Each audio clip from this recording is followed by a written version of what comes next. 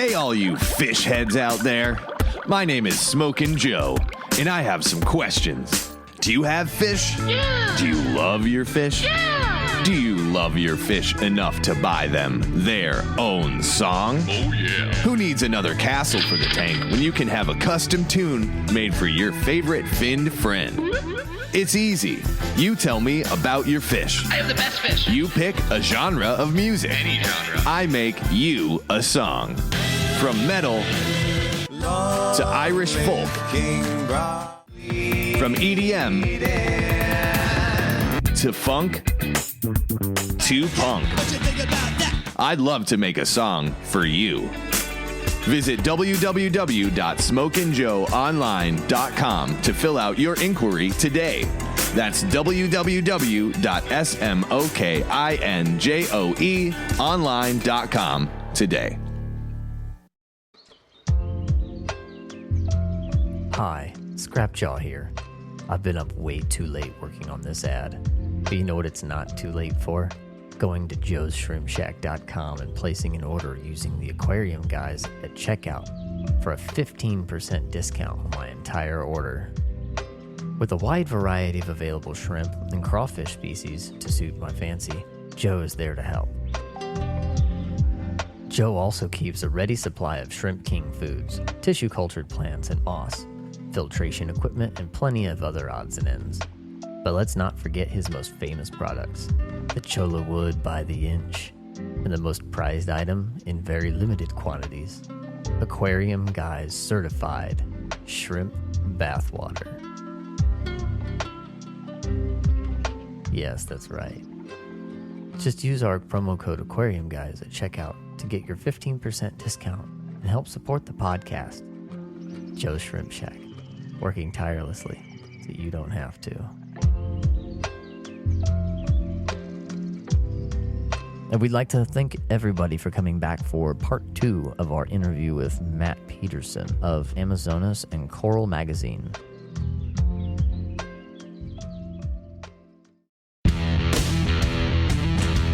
Welcome to the Aquarium Guys podcast with your hosts, Jim Colby and Rob Zolson.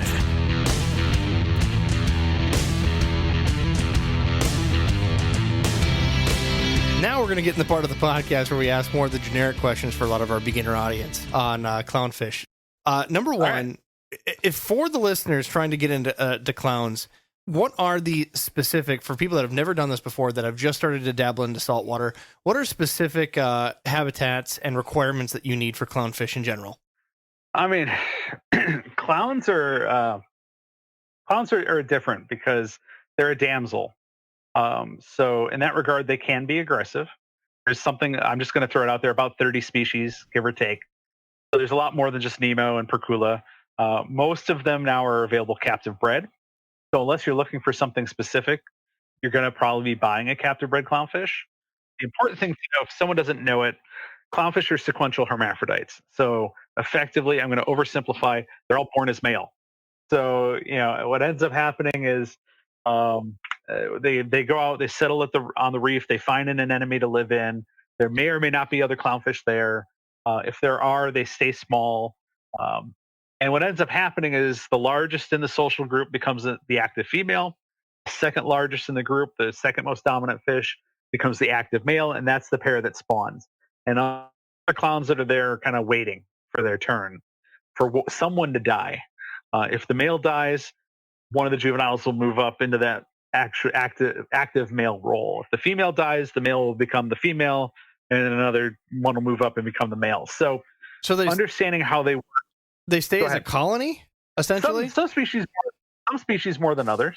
Like maroon clowns tend to, I think they're really just more of pairs in the wild. But like you'll see like saddleback clownfish and Clarkie clownfish in large groups. And then also you have large aggregations of anemones. So sometimes you'll find several pairs living in a colony. And so you'll have fish of all different sizes and ages together. It all pertains to how you would keep them in your home tank. Because generally speaking, clownfish are a pair. I know there's some examples, like BRS has a really nice black snowflake clownfish colony that they set up. that Chad Boston helped them set up. And that was done with, I think, buying 30 to 40 siblings all at the same time and starting it off together. And they're the only thing in the tank. And that's not what most people are doing. So most people, I think the most fundamental thing you need to understand about keeping clownfish is you're probably going to have just one pair per tank. So don't rush out and buy the first clownfish you see. If you're only going to have one aquarium, buy the pair you really want when you're ready. Just because that's it. You're done. As far as pairing them, levels of aggression in the species. But for the most part, getting one that's larger and one that's smaller is usually the basic requirement. For if you get a juvenile and one that's a little larger, they'll grow up to be a pair. They may not bond right away, but they will. From a husbandry standpoint, most of them have zero need for anemones. It's really only wild clownfish that seem to benefit from it, and even then, it's only select species that seem to really, if they don't have an anemone, they're not happy. But all the captive bred ones, they don't need it. They've never seen it. There's a lot of rumors that come up that captive bred clownfish won't use an anemone. That's just patently false. They will. They won't necessarily dive headlong into it immediately. And you still might want to make sure you get the right type of anemone to go with the right type of clownfish. But I would say that the clownfish hobby, if you're really into clownfish, became a little bit of almost a Pokemon affair. Because you'll see a lot of people who kind of ended up collecting pairs of clownfish, and so kind of like we were talking earlier about the shrimp keeper, who's every type of shrimp needs its own little tank. You start to get into people who have a rack of 20 or 30, 5 or 10 gallon tanks, and each one has a pair of clownfish in it, and there's absolutely nothing wrong with it. I think it's a lot of fun, and because you can get all the different designer forms. I mean, they've kind of become the guppy of the marine world. They're easiest marine fish to breed at this point. Even past blue damsels? What was that? Even past something? I'm just trying to think of like easiest fish to keep in saltwater, and I've always been told it's blue damsels. Oh, no, I said easiest to breed. Oh, okay. Easiest to breed. All right. A captive bred clownfish, especially something like a clarkie or a tomato, a pretty bulletproof fish. We talk about damsels a lot of times. I think all of us who've been in the hobby long enough know that damsels used to be the cycle fish before we talked about fishless cycles or anything other than. The first fish throwing in the tank were some blue damsels, and oftentimes there's something like a 3-stripe or a humbug or a domino, and it would end up being this horrible fish that you had to get rid of later because it didn't match what you were going for. The clownfish are pretty peaceful. They're territorial. They protect their home. So you're going to come and bug their home, they'll fight back. Other than that, they're pretty mild, and some would even say passive. You wouldn't put a couple Ocellaris clownfish in with a bunch of triggers and really aggressive fish. That wouldn't work out well. But clownfish tend to get along in most situations. They just find their home and they stay there, and that makes it really easy to keep most of the clownfish in pretty small tanks. I was spawning black Ocellaris in a 6-gallon nanocube on my wife's nightstand. So, they had their red bubble tip anemone, pair of black clownfish, 6-gallon tank. That was all it took. So they work with any typical reef community you'd mostly encounter. There's a clownfish for everyone. It's just at this point, the vast majority of what we see are Ocellaris or Procula or hybrids between those two species. And then all the black Ocellaris might be another species. So that little group is really where most of the action is happening, though. Everything else is kind of shadowed by that group of fish. So we got a question from one of the listeners that's in the audience right now asking, so right. Nemo's dad, Marlin, was just stressed out because he was going through the change? Yep. That's the joke. That's the if Nemo was really accurate, Marlin would have become Marlena, and Nemo would have married Marlena. So, I don't think Disney would appreciate that one. Wow, that sounds more like something that would happen down in the South. Oh, there's been a few. There's been a few articles about that, especially in light of some of the rather homophobic things that have happened in the reef hobby. It's like we're all keeping these gender bending fish. I mean, most of the marine fish, that's a big difference between freshwater and saltwater fish keeping and breeding. Is most of the marine fish are hermaphrodites of one form or another. Right. So uh, they're either being born as effectively as the primary sex is female and secondary sex is male, or vice versa. They are able to switch roles as they grow as part of their biology. So this whole idea, Yeah, this whole idea Jimmy and I's of mind gender. exploded. We always thought that saltwater was the place that you'd have the gender bending, the hermaphrodites when they're born. And then Jimmy and I, had the beta specialist on, and we just lost our minds that happens so often, even in freshwater.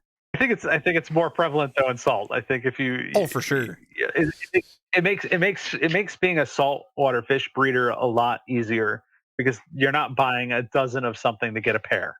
right? You're not hopefully there's a female in this bag of 6. No, you get two young fish, and most of the times you'll get a pair. You want to breed angels, you want a trio, you get 2 small ones and a big one. Boom, there. I was spawning pygmy angels 2 weeks after I got them. It's not always that hard.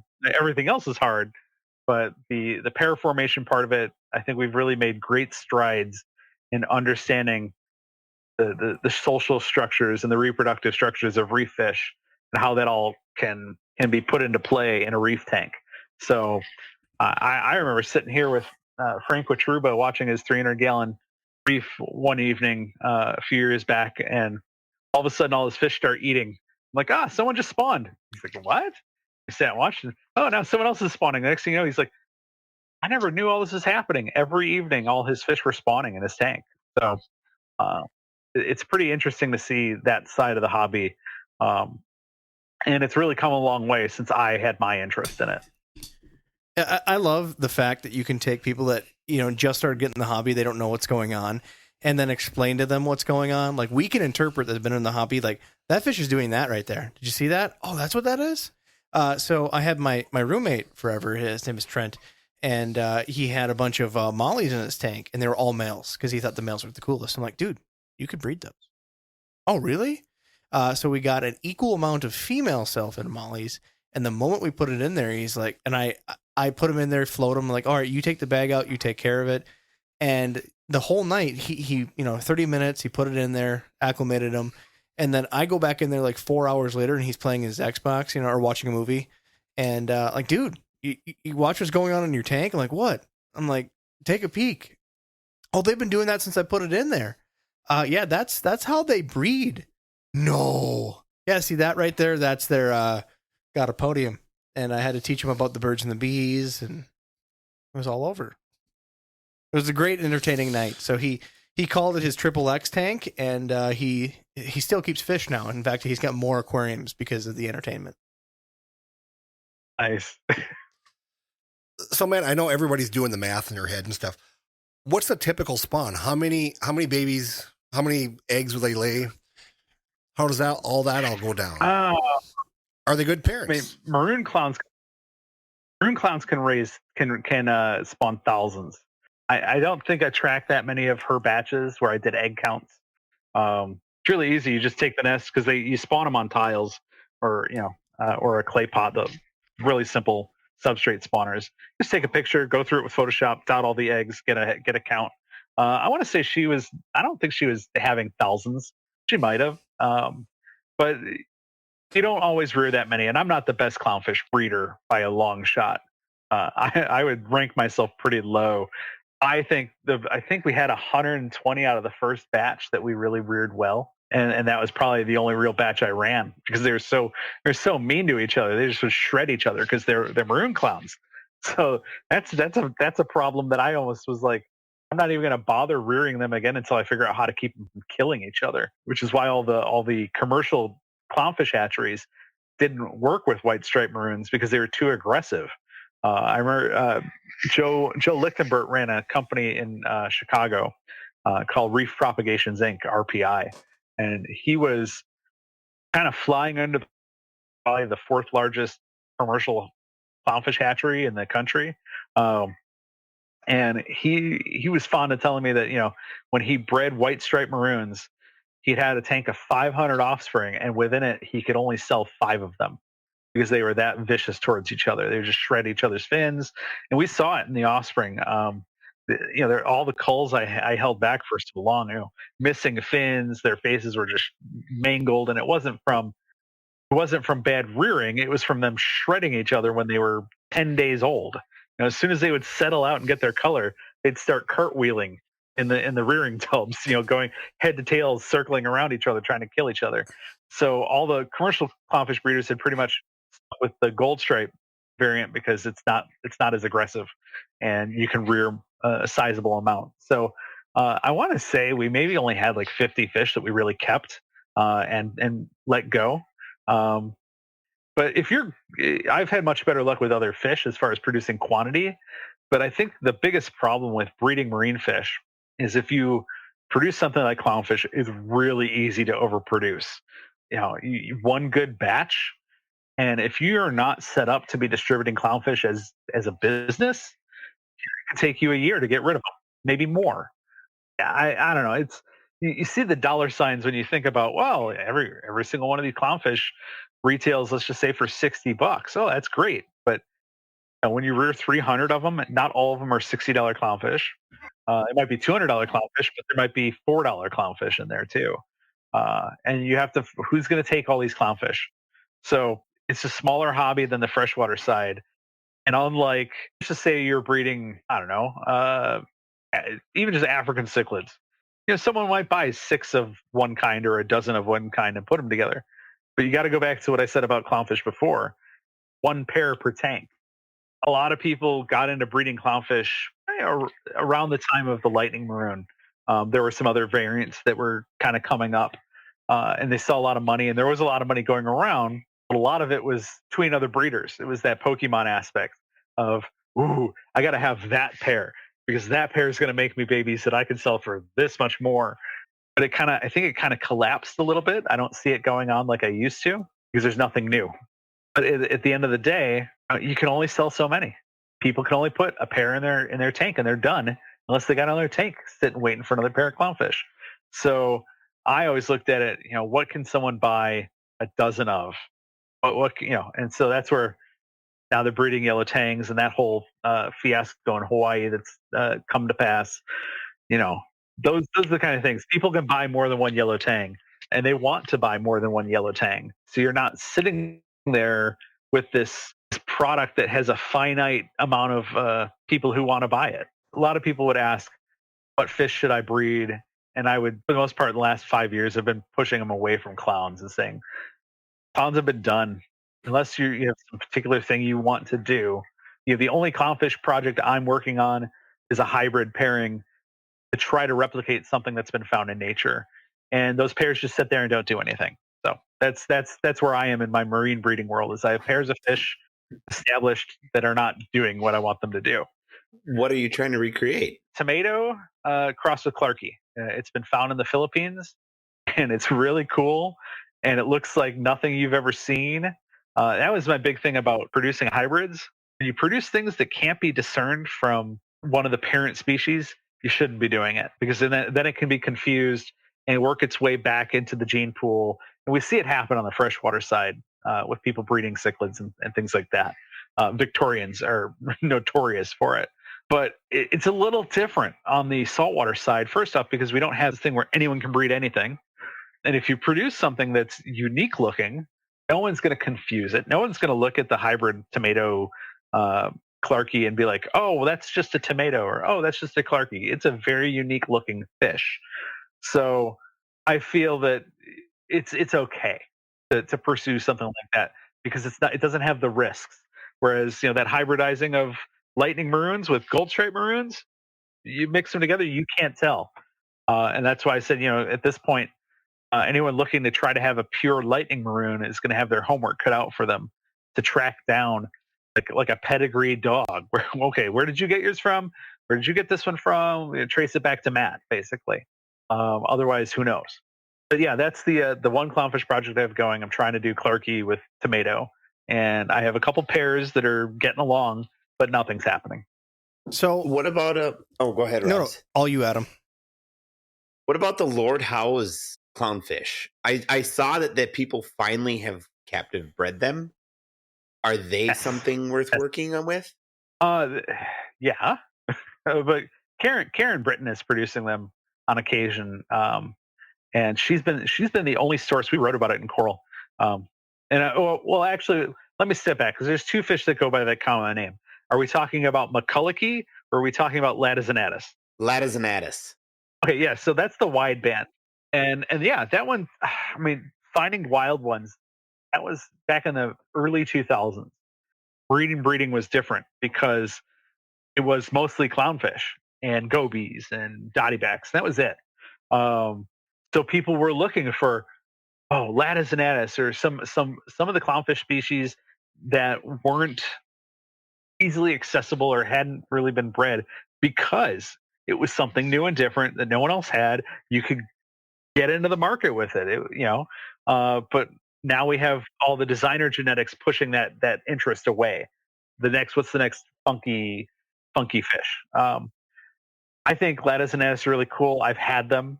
I actually had babies from Karen. They lived reasonably well, but they're still Latizinatus. They're prone to jumping. They're kind of sensitive. Other people who've bred them have had horrible problems with misbarring. Misbarring is where the stripes don't form properly. Karen, for some reason, has figured it out. Hers come out with good stripes consistently, and she doesn't even know. That was part of why I interviewed her and wrote the article. Is what's your secret? And she just flat out said, "I really don't know. I'm not trying to hide something. I don't know what it is." But related to that is that other fish I raised, the McCullochie clownfish, and that has a really interesting backstory. That's the one that comes from what is it called? Lord Howe Island and Norfolk Island, and it's endemic to just that small area. And pretty much the story goes, there was one permitted collection to happen. It's a World Heritage Site. There's one permitted collection to happen. They were allowed to take 10 fish. The locals got all angry about it once they found out what was happening. And those clownfish, when they were released, the F1 fish, they were selling for $3,000 a piece because you couldn't get them. It's basically, for those of you who don't know the fish, it has the body shape of a tomato clownfish, solid black, has a white tail, and a white slash down its cheek. So the McCullochie clowns are around. People got them. They ended up proving to be really difficult to breed because they're so aggressive towards each other. If you think about, like, I don't know, just certain fish are like that. At this point, the only place you can get McCullochie clownfish is captive bred from ORA. They're the only ones producing them. And you can't go to the wild to get more. So if people don't buy McCullochie clownfish, eventually you could argue that ORA would stop producing them and that species would be lost to the hobby. So that's one of those cases where if you want to make a purchase and get a fish that has a little more interest to it than just getting your standard old clownfish or the latest designer percula, go out and find some McCullochies. They are around once in a while. Buy that fish because that's different, and it's a species. It's really cool. There are clownfish species that we don't have access to. There are just a handful of them, but Fusca caudatus, omanensis, they come from these protected areas, so they can't be legally collected. So we don't see them in the hobby. We got a couple questions about the Finding Nemo authenticity. I got to answer what we get asked, right?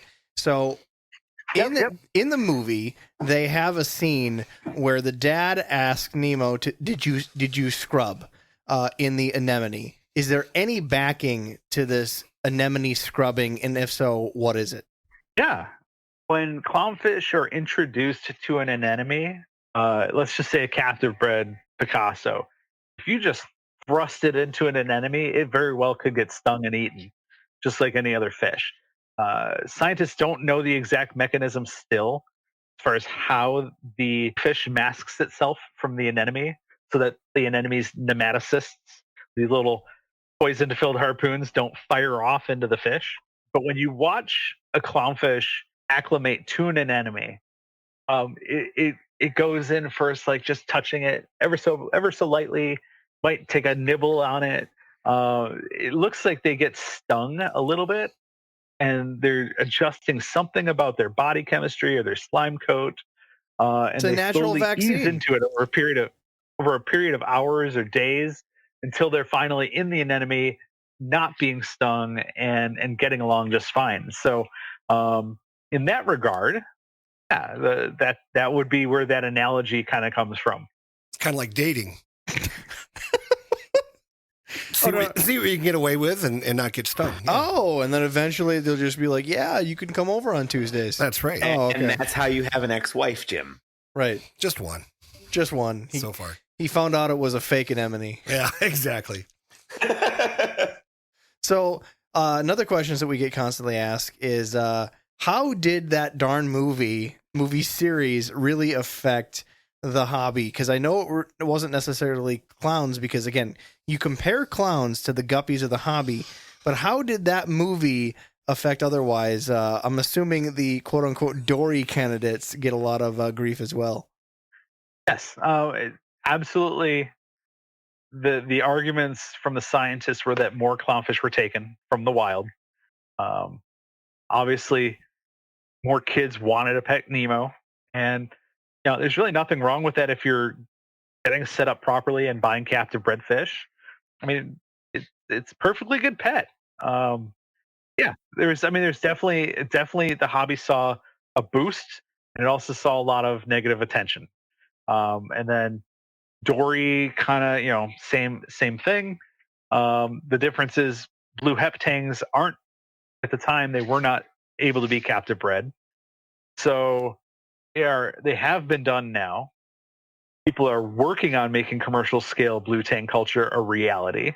It's not here yet, but I think it's realistic to say that in the next 6 months to 2 years, it'll probably be here.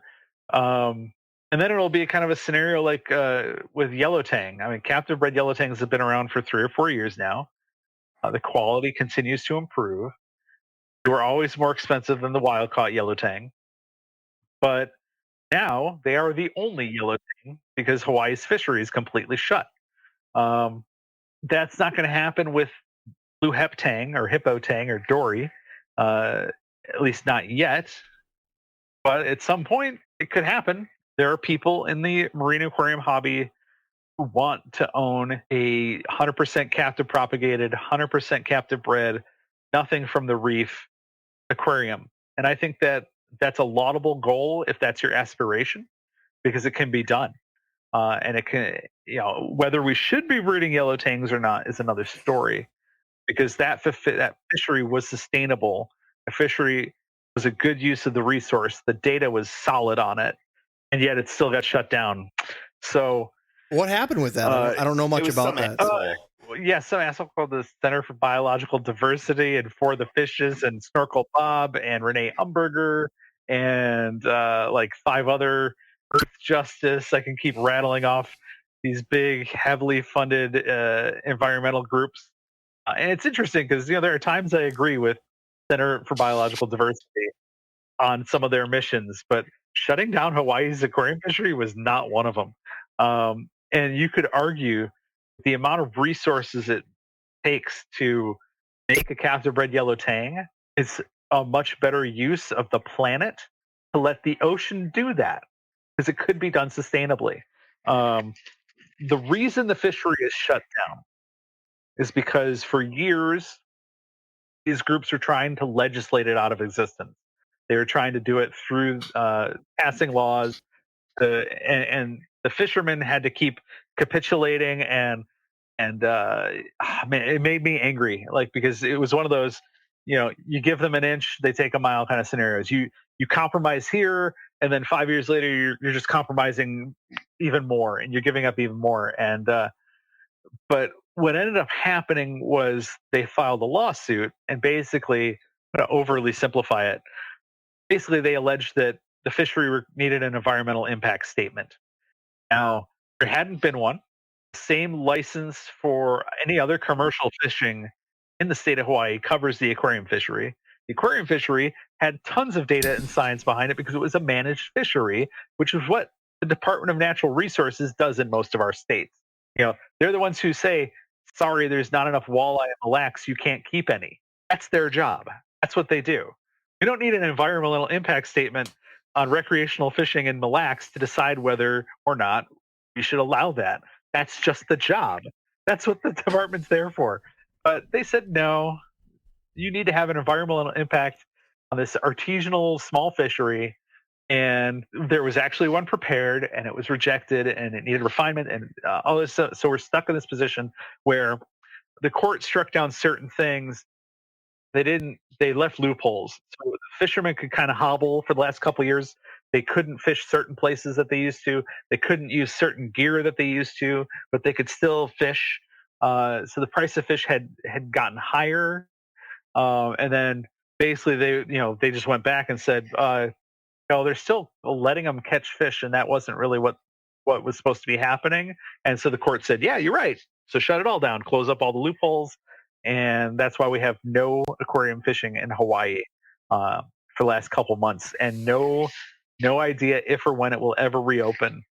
And the cry from scientists, and I'm talking like the Bruce Carlsons of the world, like aquarists who have a scientific background, who do conservation work on things like Nautilus. They're the ones who are sitting here going, this was an idiotic move. It shouldn't have been done. This was the best studied, most well-managed fishery in the world. What does it say if the best studied, most well-managed fishery in the world can be shut down? What does that say about all the other places where our fish come from?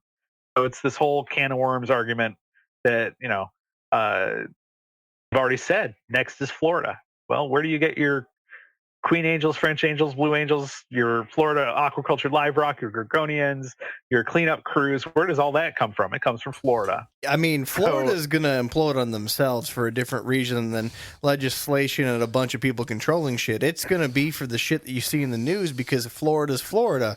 If you type in Florida man for any date, you're going to get batshit crazy stuff. Like Jimmy and I are sitting there, and Jimmy always hands me all these articles all week long, and Jimmy finds this crazy thing now that the latest and greatest mass invasive species are arapaima. Can you imagine creatures that have been measured in captivity to exceed 14 feet in our history now are going to explode in Florida with literally no predators? It's going to be, besides game fishers, it's going to be probably the craziest shit we're going to see. But what's the python rate? I think they just found a 16-foot python that grabbed a small child in the backyard. So it's just the crazy stuff you see in Florida is not going to be the same as Hawaii. They're going to be locked up for reasons that people are just dumb. They're actually talking about banning everything in Florida. Yeah, and so all the commercial reptile breeders are going to be done. They're just really sick of dealing with all of the horrible invasive species. When you go down there, Jimmy brought me down there, and Jimmy's been down there countless times. You look in some of these like little ditch ponds and whatnot that just flood up from wherever. And I'm looking in there, and I'm looking at angelfish. I'm looking at guppies. You're seeing all kinds of stuff in there because for years since the 50s, people have just had a different attitude of, that's just how we farm down here. This is our area. And that hasn't been capped enough where we have, I can't fathom it. It's a different world. It's like science fiction thinking about arapaima breeding on their own and exploding in that type of area. I mean, you got Atlantic lionfish. The saltwater side is not immune. Right. So. See, it's there, but I just feel like Florida is, I can't say just deserved, but you see it coming. How did the arapaima get to Florida? Because I didn't know that they really exported them. No, it was just, they do. It was just part of the hobby. But people that had licenses to do legit things got non-legit things, and now they're there because of very lax control. And well, they know what's better.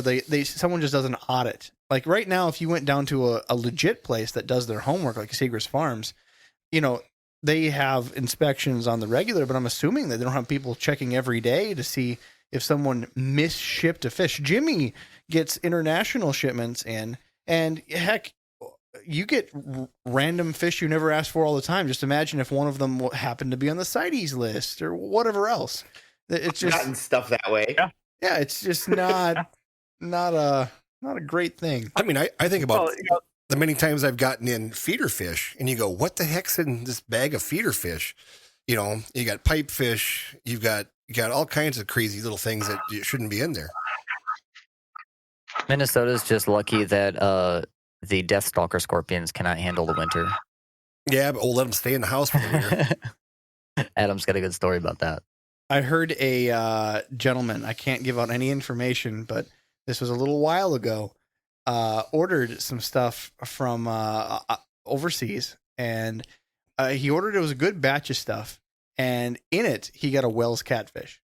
That's a big no-no for those that are listening. That's like 2 steps below, Asian arowana. Asian arowana are more black market fishes because they're worth so much, but Wells catfish are as illegal technically as the Asian arowana. So, Really? I know a guy. But no, there people.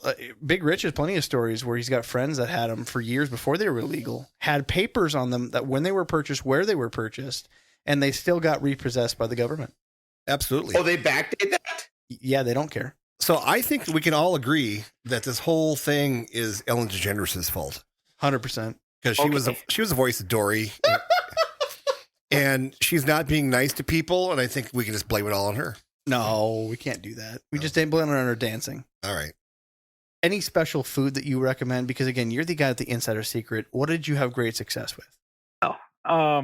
So clowns at this point, I mean, any pellet food is, they'll eat, any good quality pellet food is a staple in any hatchery. And then it's just a mix of, prepared and frozen foods. So mysis shrimp, stuff like PE, the Canadian mysis, if they're big enough to take it.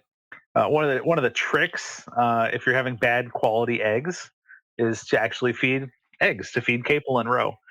Yeah, I mean, there's a lot of diets out there. I mean, like the Rod's food, the original Rod's food blend. A lot of people know Rod Bueller more for his food now, but he was a clownfish breeder. It was, he had a little shop, but he really made his name first with the Rod's Onyx Percula clownfish, and the Rod's food was his blend for feeding his clowns, and it's got shrimp and astaxanthin and a little bit of nori and all sorts of other stuff all mixed together. But clownfish are really easy to take care of at this point. If you're doing captive bred ones, they'll be happy living on pellets and just staple frozen. Formula One was a hatchery diet for clownfish breeding before it ever ended up being a commercial product as that frozen cube that we all know. I mean, geez, there's any frozen food. Frozen foods just tend to confer superior nutrition. So they're generally in the mix if someone's breeding clownfish. As a staple diet, they don't need frozen foods. They will subsist very, very happily on just regular old pellet fare, no problems. So you're not talking like caviar eggs that you can feed back to them, are you? Where do you get those? Well, yeah, like capelin roe. I mean, technically, when you see sushi masago, I believe that is capelin, and the orange is just a dye they apply to it. So, yeah, interesting. I mean, and that's actually where Joe would get his eggs when he was feeding eggs.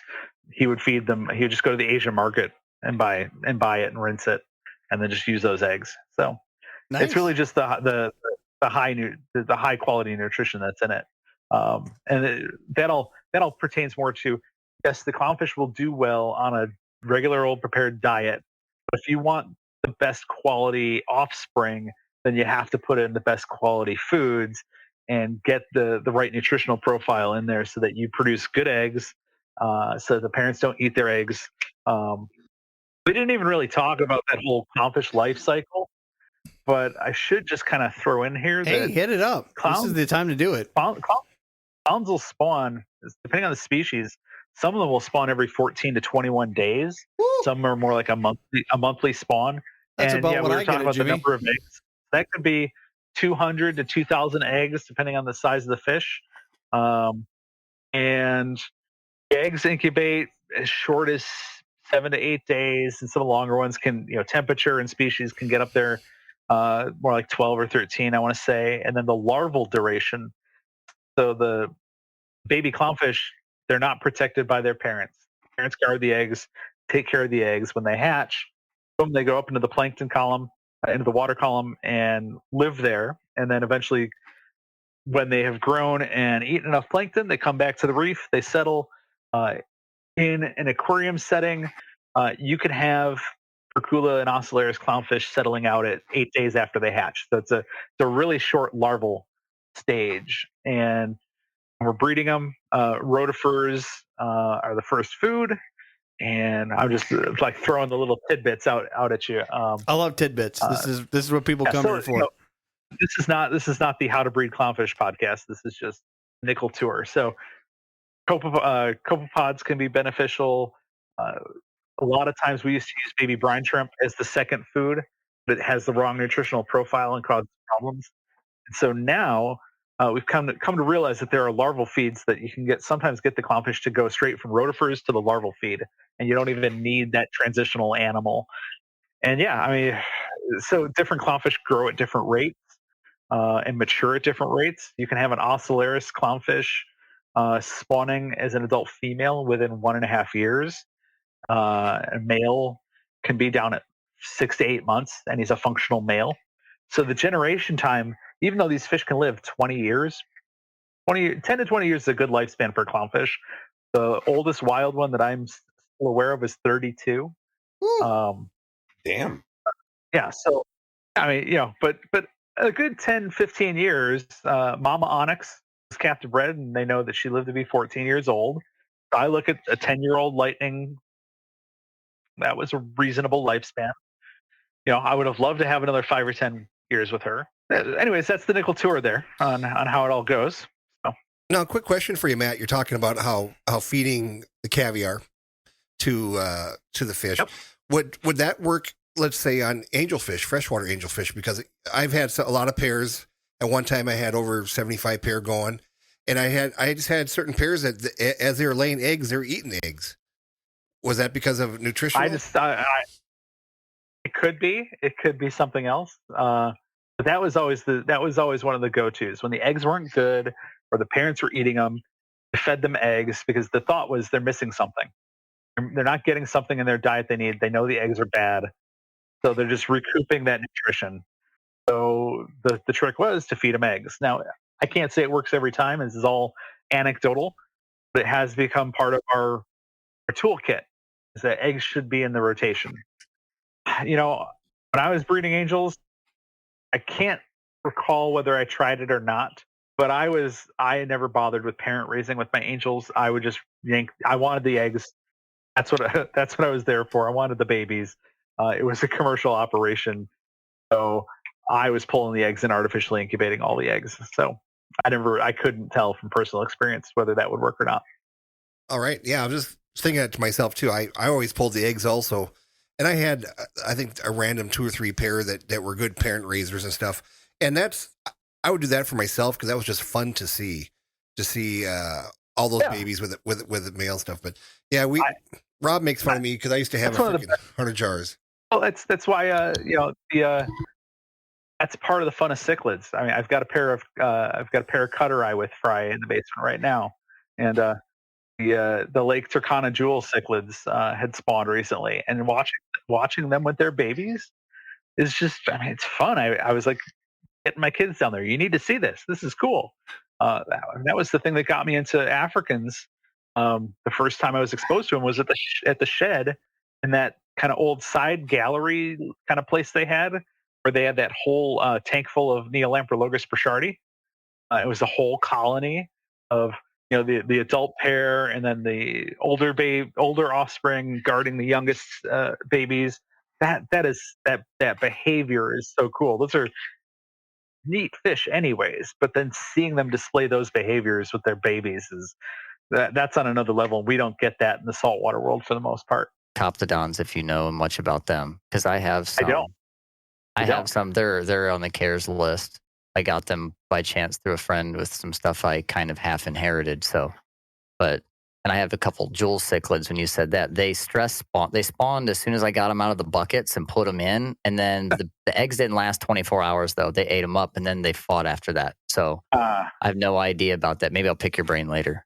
Do you know that they're a pair? When as soon as I put them in the tank, like within the week or a couple days rather, they had eggs on one of the big flat rocks in that tank, and then they hung out for about a day or so, and then I saw them picking off ones that looked kind of funny, and then I was like, okay, they're just doing their thing maybe, and then after a day they were just completely gone. They just need Matt Patterson's marriage counseling. That's what they need. Now all they do is fight. Well, I've got them all in a tank together, so they're all like, I bought a bunch of cutter eye, just wanting a pair. So now the pairs are taking turns spawning, and then fight. So they're carving out a little part of their tank, doing like, you could imagine a whole bunch of convicts, and it's basically the same fish. And one pair will take over a part of the tank for a while and spawn, and then they'll move out, and the next pair will come in and spawn there. And the jewels were kind of just like, where can we get our stuff going? Right. So yeah, those are the only two I have. It was kind of like a rescue operation where there were there were a whole bunch of fish that were different species, and I only had ended up with a few of them left over after the operation was over with. So well, and that's where I come back and say, do you know you have a pair, like a male female pair? Like there's a parrot cichlid at my doctor's office that has no mate, but she spawns, she throws down eggs, no mate. No other cichlid in the tank. Every once in a while, she'll lay eggs everywhere. So, that's what comes to mind. Is you inherited these fish. Do you know you have a male-female pair? The exuls, the hemichromous exul, it's pretty easy to tell now which ones are male and female, and they're only like 2 inches long. They're really awesome jewels that I think I want to cover them in Amazonas at some point, just because it just totally turns my thinking of jewel cichlid on its head, having these fish. I got a really dumb question. For your hybrids, your tomato, whatever, your tomato and your what's the other one you're crossing with? Tomato and Clarkie. Yeah, you know how when you take water from one tank and you dump it in the other tank and it gets the other ones to spawn? Have you tried taking water from pairs of each and dumping it in at the same time? They're all in a system together. Oh, okay. They're all in a system. But no one's spawning in that system. So that is something that clownfish breeders have tried. I couldn't tell you that there's actual hard data to say it works or not, but I do know that that's one of those things that breeders will try, because you'll get a pair that, I want them to spawn. Why aren't they spawning? But clownfish is like, just feed the heck out of them and wait, and eventually they'll get there. Have you tried any berry white? Might want to try some berry white. Yeah. I thought those memes were over. I'm glad you brought it back up. You can never get enough berry white. It's true. Yeah. It's true. We can't even play the clip anymore because YouTube sucks. Yeah, YouTube yells at us every time we put some music in. The big black cock song or the big cock song. Well, now that Jimmy can go to jail over DMCA copyright. I don't care. There's nothing wrong with jail. You get all the free loving you want. That would feed you. That would be the last thing I figure Jimmy would call me for. I'm in jail. Why? Because we put the music on the podcast. Like, no, because you shit on your neighbor's lawn, Jimmy. Well, Matt, I think you gave us a lot of tidbits, and I think for our advanced hobbyists, they're going to really go off on this one, because who better to talk to than you? But you got anything else going on? I see this Mini Waters website. I'm assuming that's yours. Oh, yes. That's Mini Waters is the company that exists because I'm self-employed. Even though I'm a partner in Amazonas and I work for Coral, it's all contractual employee type stuff. It's not I'm not an hourly employee. So Mini Waters exists as a company for everything. This circles back to what I was talking about with Reef Central. Every fish breeder is commercial. Everyone's in it to make money, and that's not really the case. But when you produce fish and you're successful as a breeder, you have to find them homes. So you have to sell them, because you're not going to give away 200 onyx perks. It's just, no one does that. Especially with the money it took to make them. So Mini Waters existed as a wholesale operation for all my angelfish were wholesaled. Everything was wholesale. I did it because when we moved to Duluth, we always have this. We always tell everyone support your local fish store. And I moved here, and at the time we had 3 independent retailers, and I can't justify supporting my independent retailer being okay. I'll buy the heater from you for $60 when it's $20 online. I just can't do that. None of us can. We can't take and just give $40 a charity to. I might as well just give them $40 and say, here, thank you. I looked at it. I looked at the problem of supporting your independent retailer from a different aspect and said, what do these stores need? And I knew I was setting up the fish room. So I asked, like Lisa at World of Fish here in Duluth, I said, what do you need? And it kind of came down to angels and guppies. Well, then I'm going to breed angels and guppies. I'm going to give you what you need. And I can't share specific numbers, but I do know that when I was actively providing her with angelfish, I was sometimes there every week, dropping off, a nice box of angels, and she was making a good 3, 4 time, 5 time markup on some of those fish, and they were quality. They weren't the junk that people were getting, that you just get through the trade. So she was able to ask a higher price for them. It was something you couldn't walk into the box store, you couldn't walk into Petco to get. So that's how the wholesale side of Mini Waters started. And so it kind of added retail when we were sitting on lightning maroon clowns. I had gone through the initial wave with Blue Zoo of, okay, that first batch, we're all done. We sold them. You made lots of money. Great. Now I have lightning maroons, and I'm making them available wholesale. And I'd have this is when lightning maroons were retailing for $1,000. And I'd have them on the wholesale list for anywhere from 150, 100 and a quarter to 250. Anyone could have come, said, I'll buy even 2 of them, ship them to me, and could have turned around and sold them for $600-800. And I could not get a store to buy a lightning maroon. I think I only wholesaled 1. The entire time we produced lightnings, they were all. It was just like we're sitting on them and we're like, okay, we're making them available at very reasonable prices to stores, and no one's buying them. And meanwhile, I'm getting people saying, "Can I get one from you?" I'm saying, "No. Well, have your store call me. Have your store call me. We'll work it out. Figure it out. We're wholesale only." And after about a year, maybe a year and a half of that, I said, "Fluke it," and added the retail, added Mini Waters Fish, sold every single lightning maroon at retail prices. So it's tough. Sometimes you say support your local store, and I love all the, before all of this podcast this evening, I was out shipping wholesale vivarium plant. I was packing plants for a day. After this podcast is done, all night I'll be packing wholesale orders for days. But I couldn't get a store to buy a $150 fish that they could have doubled it, sold it for $300, and the cheapest price online was $500. And they couldn't make that leap. So that's where Mini Waters Fish came from. That's where I put things up for retail sale when I feel like it. And let me tell you, your feel like it selection right now looks pretty good. You have a lot of really I know he has cool some frogs I want. Yeah, you have a lot of really cool looking. I don't have any frogs. There's a lot of stuff that's out of stock. It takes a long time to create those listings, take the photos. Whereas my wholesale customers, I add a line to a spreadsheet, say it's this price. That's all we got to do. So, I was posting on Instagram tonight. I think I posted a couple pictures of plants and said, that were first times. And I said, wholesale customers get first crack, because they do. Because I could just add a line to a spreadsheet and say, try these out. If I'm going to put it on the website, I have to sit there and write it all up, take good pictures. And I think it probably takes half an hour to put a new product on the website. And I just don't have time for that. For what you have listed, you still have quite a few different plants and a lot of different options. I got to say, a lot of these you don't see in traditional places, so it must be just your hand-picked fun.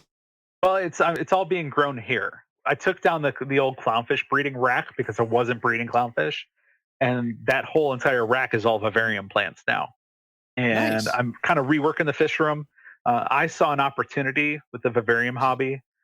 So for those of you who are familiar with the fish world, from the retail side. When you have a really unhappy saltwater customer come in, he bought a 200-gallon tank and he had it for a year and it just didn't work out. And he comes in, I want to sell my tank. We all know he's not going to get what he paid for it. He's going to be dejected. He's going to be out of the hobby. And as a retailer, you're going to lose your customer. So I always took them over to the cichlid section and showed them the Africans and said, drain out all your water, fill it back up with fresh water, and next week come back and we'll get you like a dozen of these to start. And you could put like 50 of them or 100 of them in your tank. Those ended up being some of the best customers and the happiest people.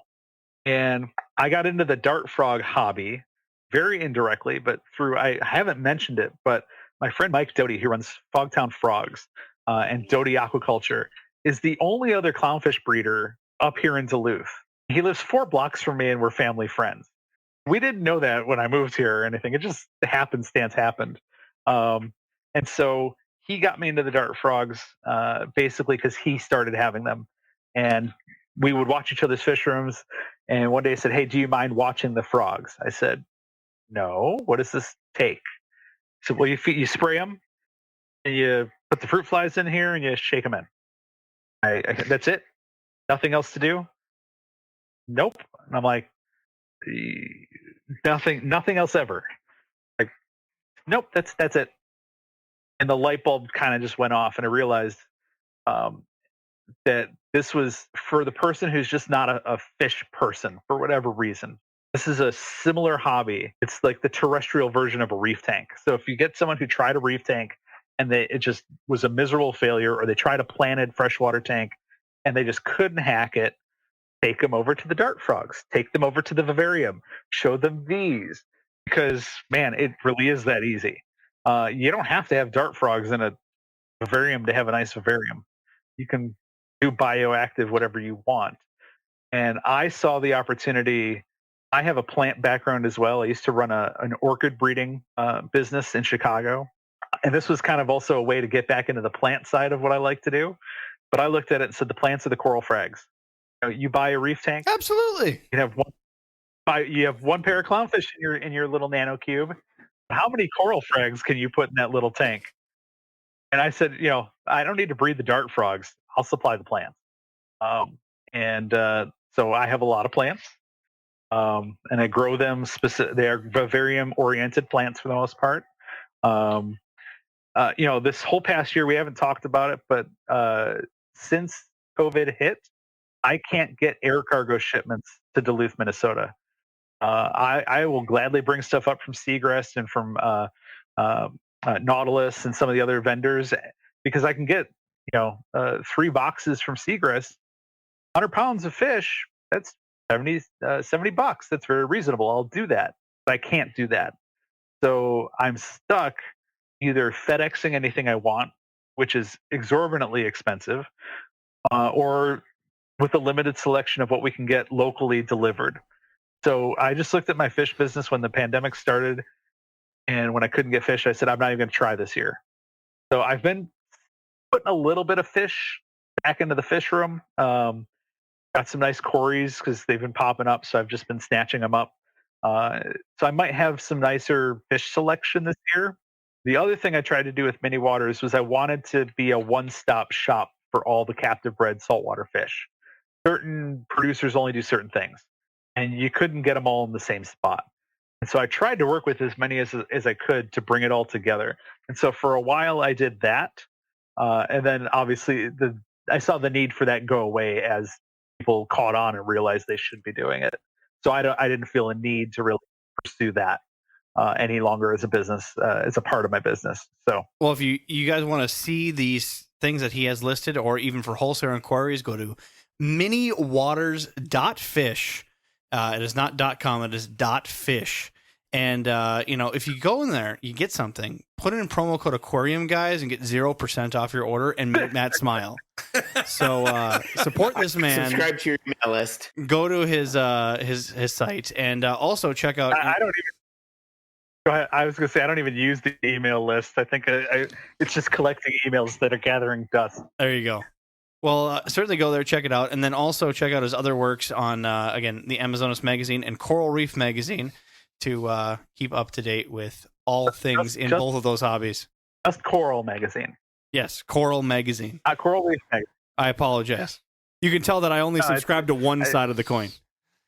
You don't even subscribe to it. Jimmy gives it to you. Hey, Yeah, Rob only swings one way, and that's freshwater. He subscribes to it, so I just reap the rewards.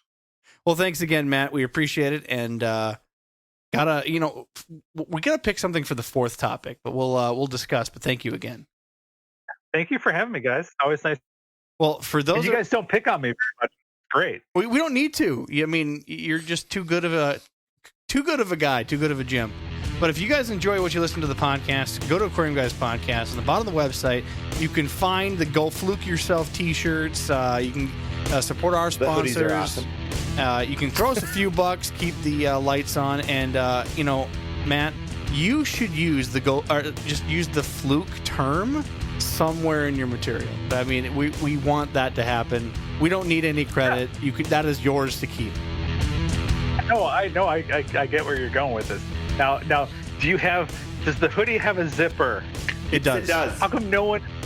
I might just be into that. We have a zipper hoodie just for you, and it's in fat man sizes, so people like me could even get it. Well, what are you saying about Matt? God, No. Matt's a fit gentleman. But I'm just listening because we have a lot of neck beard, fat breathers on the podcast. I just want to let them know that they're included as well. I'm just gonna put this out there. We do have the big sizes. I bought one for Rob, the biggest one we could, for Christmas. It didn't fit, so I'm now using it to cover my motorcycle in my garage. Jackass. All right, guys. Until next week. Love you all. Bye now.